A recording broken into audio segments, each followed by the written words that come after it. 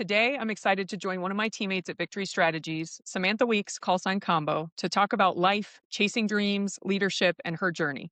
One thing that we've all realized about each other as teammates on this journey is that we have a lot of labels on our team, but each of us is so much more than those labels. So, first, can you briefly share with us 10 things that describe who you are or experiences you've had that define who you are as a person and as a leader? Yeah, that's a good thought exercise. I'm a daughter, a sister, a mom, a friend, servant leader, an airman, fighter pilot, lifelong learner, and bold ally or champion. Thank you so much for that. And I didn't mention in the intro, but Combo and I were very lucky to have crossed paths during our military careers. And we find ourselves here on this team and getting to know each other on a personal level. We are both parents of kids at younger ages and have had conversations about these younger kids in the single digits and the wisdom they bring, even in our leadership journeys. And I know your boys are everything to you. Can you share something you've learned from each of them that you apply to life and leadership?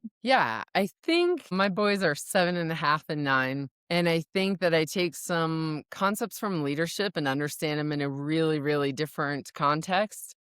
But then it goes back and it solidifies leadership. And I would say that I think younger children are voracious inquisitors, right? They want to know everything and learn everything and see everything and do everything. And nothing has a clean cut answer because I'll always get from them, what if this changed the scenario? So I would say that we have to embrace their questioning, and embrace questioning everywhere that we go. And then on top of that, make sure that we are active listeners and fully present. Because when my children can see that I'm not fully present, you can see it in their demeanor and in their questioning. So you have to jump in to whatever random scenario they want to bring to you and make it the only thing in the world at that moment. And I think that embracing the questions, being fully present and actively listening, without a doubt goes back to leadership. But I see it necessary tenfold in everything with my children. I find mine will call me out on things I do or things I say or things I have taught them, and they will call me a hypocrite in a moment or go, but mommy, you said you wanted to try to do that better. Why are you doing this now? And I don't know if you ever find the same, but as teammates, we've talked about you have to call each other out on the BS or on those moments. And I go, man, is it really my 8-year-old that's going to be the biggest one holding me accountable in my life? And that accountability from them, I think, is it's humbling, but it's also really special when you realize they're paying attention and they know you better than you know yourself sometimes. Absolutely. And they're willing to call you out on it because they Yes. don't have all of these social norms yet. So they're like, hey, I thought you said it was no screens and you just picked up your phone. And you're like, Oh, oh, snap. You're right. yep. Yeah. Put it away and put it down and turn it off type of thing. Pretty sure I got that one at dinner last night. So, yes. So, on that note, I mean, when you see, you've got your kids growing and learning and figuring out who they're going to be someday, and thinking about who they're going to be someday when they grow up, you're someone who has chased your dreams from a very early age. And you are not someone who sugarcoats that journey. So, can you talk to me about facing adversity, what it takes to chase big dreams and find your way through the struggle along the way? Yeah. And I think starting, for the audience, I was a 6-year-old kid flying home on a KC 135, which is a big military aircraft. It's kind of like a gas station in the sky. My dad was in the Air Force, and we were coming back from England to the United States, and we refueled some fighter aircraft over the Atlantic Ocean. And in that moment, I saw that fighter pilot 20 feet below me, and I was like, I want to do that. And I went up to where my dad was sitting after I had to swap out with my sister, and I said, I know what I want to be when I grow up. And he asked me, he's like, do you want to be the boomer, the guy giving the gas? And I was like, no, I want to be that fighter pilot. And my dad told me, uh, and I'll honor him, but he literally was on camera in an interview and shared that he patted me on the back and said, girls don't do that. And it was true. It was 1981, and women were not allowed to fly combat aircraft. But in that moment, instead of my dad snuffing out my dream, my personality, and my parents knew this, it was more to truly spark a fire in me to not take no for an answer. And so I spent every part of my elementary, junior high, high school career to get accepted to the Air Force Academy because my parents didn't have money for college, and they said, you will go to college, so your options are scholarships or debt. And I found out about the academy, and they pay you to go there, and they make officers. So what could be better? And so I spent all of that time just working toward being accepted to a very, difficult school to get into, and then getting the pilot training and becoming a fighter pilot. And I would say when I was younger and I wanted to kind of not spend as much time on extracurricular activities or sports or leadership or volunteerism. And I wanted to just go hang with my friends. Every now and then, my dad and mom be that voice reminding me what I wanted to do and what I needed to get there and keep me focused on that. I did get accepted and graduated from the academy in 1997. And fighter pilots will tell you that luck and timing are always good things to have. And it was true for me because in 1993 is when the Secretary of Defense and the Air Force lifted the ban on women flying combat aircraft. So now my dream could at least become a reality depending on my attitude, my actions, and my efforts to kind of get there. And then obviously my abilities to get to pilot training as well as earn fighter. And so without timing on my side, I would have been like many of the women before me, not having the opportunity to fly fighters. But it definitely required grit to become a fighter pilot, especially in that time when it was still extremely relatively new, and there hadn't been that many. Appreciate that. And I think about I'm in college. I was told you're crazy if you don't become a pilot. And so to think of that flip and go, man, you had people telling you, women don't do that. That's just not a thing. And 5 years later, it was just, but of course you could do that because look at people like you and all these people along the way. So I think it's incredible. And I also share the motivation of people saying you can't do something is a powerful motivator. And I think it's been a part of a lot of our journeys. How do you get through these really tough journeys? Because it is not easy to become a fighter pilot. It's not easy to have a full military career as a leader. But the word resiliency comes up a lot, especially in the military. It's a very commonly used term, but it's a nebulous term. So can you tell me what resiliency means to you in this context? Yeah, and I would say that I feel like resiliency was maybe the 2015 to 2020 buzzword. And it seems like every few years we have a new buzzword, and resiliency was definitely that. And for some people, it can kind of be bristling because it got thrown at us so much. But it really is a part of growing your grit. And so I see resiliency, and I took this from lots of people and research and books out there, but resiliency is your own personal ability to move through adversity or struggles and grow from them.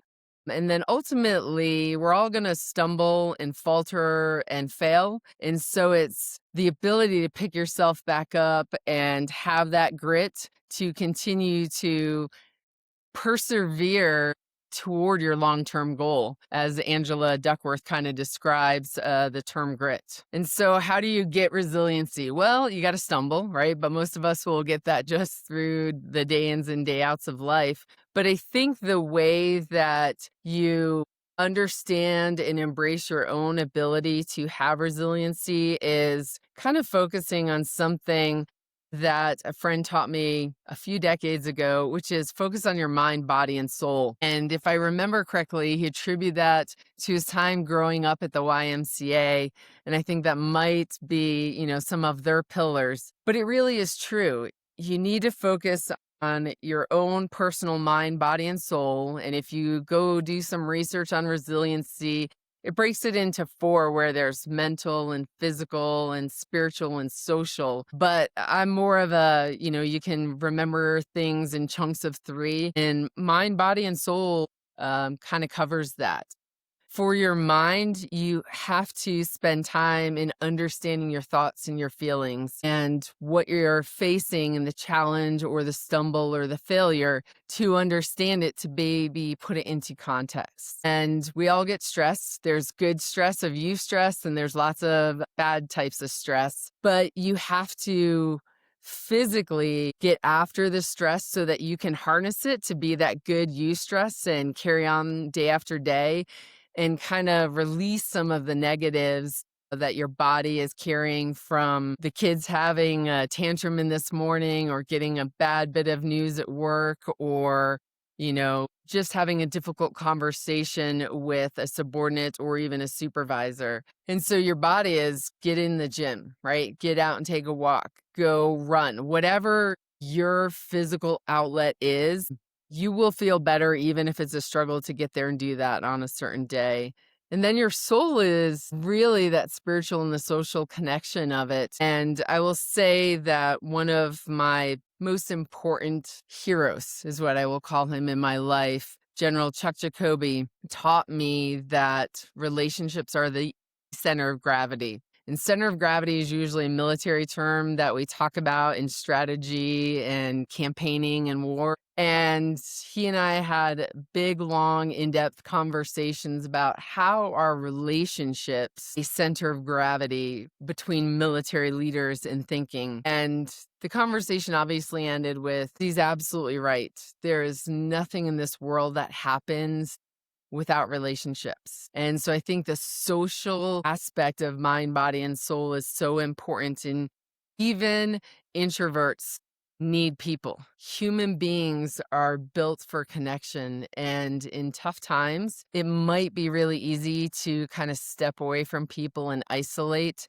And those are actually the times where we need people even more. And so I think social activity and connection with other people is really important for your own self-care to avoid burnout. And then spiritually, for some people like me, it's religion. And for other people, it might be just more of the power in the universe and everything surrounding us. And even still, a way to conceptualize the spiritual need to avoid burnout is to see that you are part of something for the greater good or part of something that is bigger than yourself, because then your actions are purposeful in every day in what you do. Even on the days where you struggle, there's that intrinsic motivation to keep going. So how did the connections that you made on your journey, especially in this high energy, high impact world of being a fighter pilot, where that comparison game and people really thriving by standing out as an individual, how did those connections you made throughout your journey help you navigate that in a more authentic way and help you stay true to who you were on that journey? Well, I wouldn't really describe the fighter pilot world as this comparison and try to get ahead. I would say that a lot of the fighter pilot worlds will say single seat is cool, but single ship is not. And that's the point, that we all need others, right? I don't go to combat alone. I don't go out as a single F-15C and go do the job. As you can see there in this picture behind me, there's 4 aircraft. We go out with a wingman or we go out with 3 other wingmen. And so I wouldn't say that the environment or the culture of the fighter pilot community led to comparison. I would say that our individual mindset compares. And I think regardless of where you are in life, in what career field you choose, the world around you and society is probably going to impose some of that comparison. And that is part of your own self journey to realize that there's really no reason to compare in life. You are who you are, and I am who I am. And you may be more successful, and you may earn more money, and you may have a better marriage, and, smarter children, or more athletic children, or whatever. And I can see everything that you have as things that I don't have. But I think along the way, I've learned that it's better to see you and your journey and what you have and celebrate that and uplift you in that, and try to see what I have as synergistic to you or beneficial in some way or fashion, because it's not exactly what you have, and just be comfortable and happy with what life has thrown at me and given me. But it's definitely an evolution and a path to maturing to go, I don't need to compare myself to him or her. I am who I am, and I have some greatness to give to somebody, even if it's just to my dog on this certain day at this certain time. I think those stigmas and those generalizations get in people's heads, and it's like that earworm, unless you can stay true to that mindset and create those connections along the way, which when you peek behind the curtain, talk to me about, those pipelines and the training and all the things that go through developing a fighter pilot. What I realized, going on that journey as a partner to somebody, those experiences will break you down if you don't become a team with those people you were on that journey with. And that's why the washout rates and the rates of people that do not make it because they don't find the grit or the mindset to get through it. How was that journey for you, and how did that shape your mindset as a leader? Say that, as you were posing this question, there's one kind of experience that comes to mind. And it was when I got back to Korea in the F 16 in 2011. And I had been reading Simon Sinek's book, Start With Why. And one of my mentors in life, Lori Robinson, I came upon the fact that she was in the book, and I had no idea she was when I had picked it up. And I emailed her one day and I said, "Is my why to walk into a brick wall?" And it's a horrible why to be like, yeah, I'm just going to keep walking into brick walls every single day. And I realized through a lot of self reflection and kind of getting into my own mind and being that lifelong learner that, yep, part of my why is to walk into brick walls. And there is a purpose beyond myself in walking into those walls. And it's the fact that I'm not going to knock down the wall. Rarely ever will I actually demolish the entire wall, but I will knock out one or two bricks, and there'll be some daylight to the other side for whoever is following behind me for their journey to knock out a few more bricks. And over time, we'll see whatever wall that I felt was what I needed to walk into today be demolished and gone and just a relic of the past. So, when you talk about walking into that brick wall, what examples come to mind from your journey? Now we're going to get deep and real. So I was the first female fighter pilot in two of my fighter squadrons. And that's not really important because it was early on. But the reality of what's important in that is all of the men that were assigned to that fighter squadron had never been exposed to a female fighter pilot before. And so over the course of 2 to 3 years, there's probably about 40 to 50 new fighter pilots that either I'm exposed to or they are exposed to me. And being the first interaction in this culture that now has women in it definitely had some tough times. I was the first female in both of those fighter squadrons, and the first exposure to many of the men to have a woman suddenly in this role in their culture. And I can remember showing up in one of my first fighter squadrons and being told early on that the squadron commander had asked the three flight commanders who does not want the female in their flight. And out of the three, two of them were like, I don't really care. And one of them did not want me in his flight where he was my direct supervisor. So go figure out which one got me. Yes, I was assigned to his flight.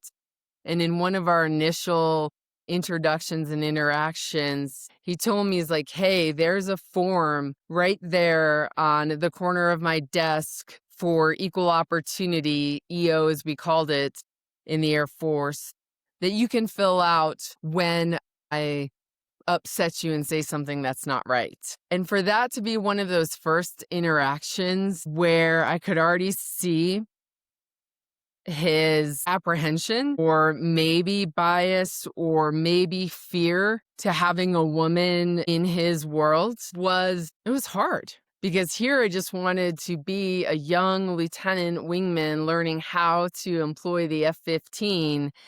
And that is one of the first things that the leader who's supposed to help mentor me and teach me and grow me to being a combat ready fighter pilot more so sees when you're ready to fill out a form against me. It's right there for you. And it just felt like it was a wall that I was going to face, and I faced quite a few of them along the way. But over time, people saw me for who I am, not a female fighter pilot, but combo, you know, a combination of sass and determination who wants to be better every day and wants to put forth the effort to do it. But having those events over the first 10 years of my career definitely required me to grow resiliency, to continue to have the grit, to be a better fighter pilot and continue to serve the Air Force through that career. How do you take a step forward from a moment like that? But then who is there to support you along the way if you feel like the only one who's having that experience? I would say that initially I kind of used humor as the ability to get through those moments. Humor is essentially disarming to people, but you also need to use it wisely so that you're not just using humor where those comments could be dismissed, where then those comments and that feeling can continue to be microaggressions that people have to face along the way. So, as a junior person in that moment, I probably just said, okay, and didn't know what to really do and just kind of pressed on. I was told early on that there would be 25% of the guys that I would come into contact with who would be my champions, 50% who really just didn't care, just do your job and, don't suck at it. And then 25% who would really struggle with me being in their world. And in 1999, that was probably spot on and accurate for those percentages. But my champions didn't wave a flag or wear a pin that said, "Hey, I'm here for you." And so it was friendships from the academy initially that were those champions because they were the friends, they were that connection that had known me for a lot longer and knew kind of who I was. But over time, those champions did come to light. And the first one was an aircraft maintainer, Master Sergeant Macy Jenkins, who was just sitting in plans and scheduling one night, the same office that I sat in, and we started talking because I kind of heard the words of my dad again that said, find a crusty old master sergeant and learn. And Macy really kind of helped me see that I wasn't alone. And while he couldn't necessarily help me in those experiences of walking into some of those walls, I knew I wasn't by myself. And that was a bit of the resilience I needed to get through some of those moments. But those social connections and friendships and relationships that formed became those champions, where in my second fighter squadron in Alaska, I had some of those same guys from my first fighter squadron that were there. So now they had seen me as a fighter pilot, known what I was capable of, and knew more of who Combo is in the jet, in the squadron, at home, socially, and everything. And now I had allies that would speak and champion anything that was needed so that I was a wingman, a fighter pilot, and truly an equal member within the squadron that brought something to the team. So at this point, we've talked a lot about military service, but you, as a leader, I mean, you were a student of leadership, and your experience after you came out of the military is incredible. You've had some really interesting experiences, some leadership positions that I know we've talked about. Can you share a little bit about how that experience from the military transferred and translated into your entry into industry? My journey was more than I ever envisioned it could be.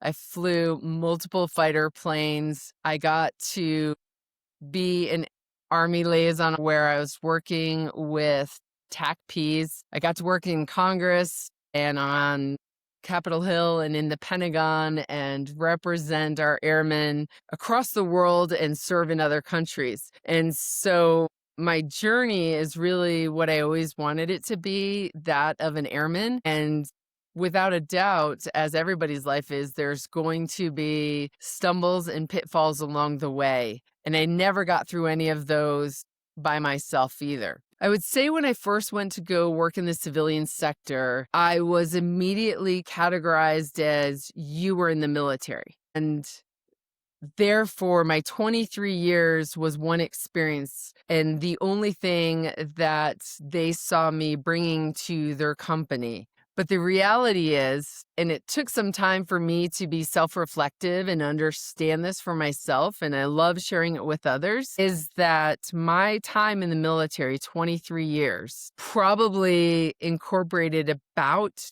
20 different organizations, because I either entered a new squadron, which had its own dynamic and culture and leader and leadership style, or a new commander came in, and therefore those of us that remained saw the transition of that culture on some level. And so what I came to realize is those who serve in the military have a really wide, vast exposure to different cultures and climates and organizations, and how things can work from a process standpoint or efficiencies and effectiveness. And once we as military members can realize that is what we were exposed to, there is so much more that we can bring to industry than we even conceptualized when we retired. And I think over time, that is what I did for those companies,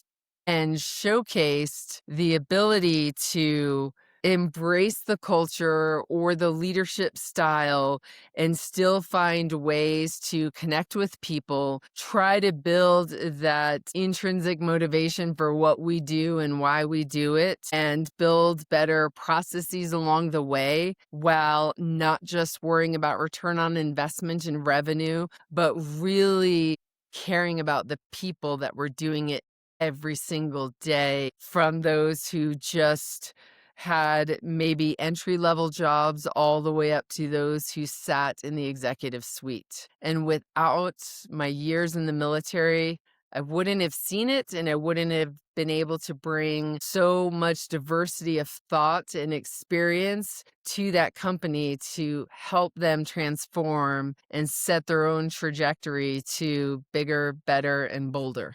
You bring to light another layer of your military journey, but just a military journey in general, which is the academic and the study of leadership as a craft. And a conversation I was having with someone the other day was, I think we take for granted how much intensive study we're put through as leaders that isn't something you see as frequently in industry or in other arenas. We come in that first 4 years as an officer, you're a student of leadership, and that is an you know that is something that is coming back into your journey every step along the way. And for you, it's in a PhD. Can you talk about how that academic study shaped you as a leader? Yeah, I actually did probably a little bit more than most for military education during my career. But the first opportunity I really had was IDE, or Intermediate Development Education. And we go there as a major. And we're supposed to go to a year-long school where we get to read and think and talk. And I didn't do that. I got picked up for a fellowship where I spent 6 months working directly for the Deputy Secretary of Defense, and then 6 months owning the fighter weapons portfolio within Air Force Legislative Liaison, which interacted with Congress. So while those were absolutely amazing, growing, educating experiences that I loved, I'm probably one of the only people who said they loved working in the Pentagon, it wasn't academic per se. And so I learned about this Smarty Pants School, as I kind of call it, which is the School of Advanced Air and Space Studies, or SAS, and I decided to apply to that. And I was accepted for class 20, and we spent a year reading. We literally joke that we read a book a day, but we read 4 books a week. Wednesday is your one day off. And on average, it's a book a day. I can't remember everything I read in all those books, but I will say that I got more out of that experience than I ever even thought possible, which is true, as I'll say, for every assignment I ever had in the Air Force. The whole point of SAS is to really evolve your ability to be a critical thinker and strategic, operational, and tactical decision maker. And without a doubt, SAS influenced me from that moment on and really how I see the world. And through SAS, I was able to learn a lot more, as well as see things differently and conceptualize things differently. And I carry that with me today and am still connected to my instructors and my classmates from SAS because they're good sounding boards to talk through things with because of their ability to see things differently and come at a problem from a different perspective. While I was there, SAS also embraced and solidified their PhD program, which is the Lorenz Fellowship, and it is accredited PhD, and I wanted to go do that. My dream job had always been to be the Commandant of Cadets at the Air Force Academy, and I felt that if I had a PhD, that I could better support the academic institution of the Academy and align with deeper understanding of higher level education as the dean at the United States Air Force Academy brings to those cadets every single day. So I jumped into applying for the Lorenz Fellowship, being accepted to it. And then, of course, I'm combo and I always do things a little bit differently than most. And instead of picking up on my SAS thesis and dissertation, I decided to start a whole new topic in this 1 year that I had in order to research, write, and defend my dissertation. Like most PhDs, takes a lot longer than a year, but I focused on leader and leadership development. And that year and earning my PhD, I started in 2015 and I was hooded in 2019. Along the way, I was in back-to-back commands and decided this would be the perfect time to have little children. So definitely a lot of juggling. But the concepts of what I was able to research that was my passion and bring to the Air Force and now bring to every endeavor that I do has left an indelible mark on me.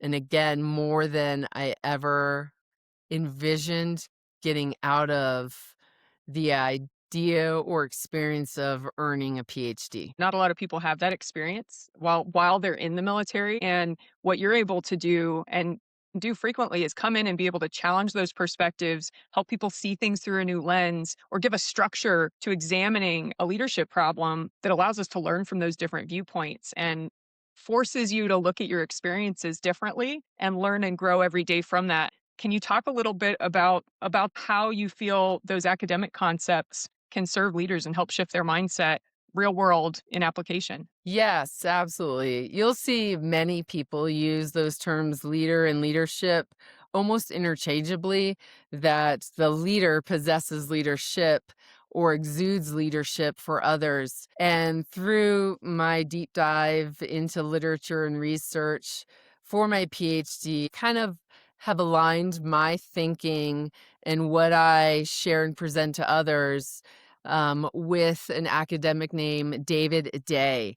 And he will describe in countless publications that leaders and leader development is all about you. It's intrapersonal. It is human capital. It is the journey for you to really uncover and see an accurate model of you as a person. And so that is what allows you to be your authentic self, is to jump in and go, who am I? And understand your self-motivation, your self-regulation, self-efficacy. Everything in human capital and leader development should be directed internally toward yourself. Whereas leadership development is really about social capitals and that relationship management. And it's where we get to General Jacoby's relationships are the center of gravity. And it is building the trust and teamwork within your organization, having commitment individually for the collective good, and developing the communication and collaboration that is needed of a team, and inevitably deal with conflicts that will occur in a resoluting way that is positive for the individuals and the organization. And so I just like to break those two things apart as I researched, because they are two separate things that are distinctive, that every person who's part of a team or an organization needs to possess. You touch on something, which is the organization, the institution has to invest in those individuals to help them grow those skill sets, to help them nurture both sides of this if they're going to be effective leaders for their team. And we often talk about, the companies we work with, any institution, but especially when you get into industry and business, people recruit these high performers with all the qualifications, and they don't always invest in continuing to develop them to the same degree that we were fortunate to have in the military. And again, everybody can do better, but I can't wait to help share some of those ideas and share some of those development tools through the podcast and through your experience with our listeners. And really appreciate everything you've shared with us today. So I know you have a lot going on. Can you tell us what you're excited for? I am excited about working at living. I think I've spent probably the last 30 years living to work. And at this stage of my life, I want to make sure that I am fully present and an active listener, embracing all those questions of life every single day, so that the work that I'm doing is to truly live. And with that, I want to bring my lessons and experiences to others.